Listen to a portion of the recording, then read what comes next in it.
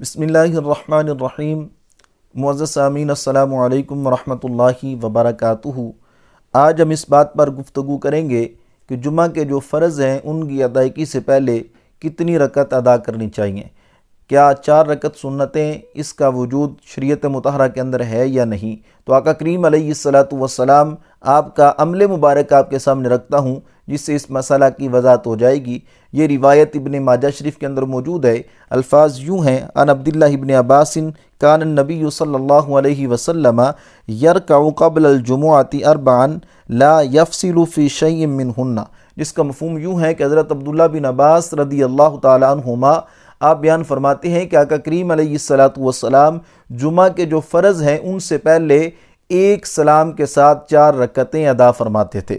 تو اس سے معلوم کیا ہوا کہ جمعہ سے پہلے 4 رکعت ادا کرنا یہ آقا کریم علیہ الصلاۃ والسلام کے عمل مبارک سے ثابت ہے۔ اور اسی طرح آقا کریم علیہ الصلاۃ والسلام کے غلام جنہوں نے محبوب علیہ الصلاۃ والسلام سے دین کو پڑھا، دین کو سیکھا، ان کا عمل مبارک بھی آپ کے سامنے رکھتا ہوں جس سے اس مسئلہ کی مزید وضاحت ہو جائے گی۔ اور یہ روایت مصنف عبد الرزاق کے اندر موجود ہے۔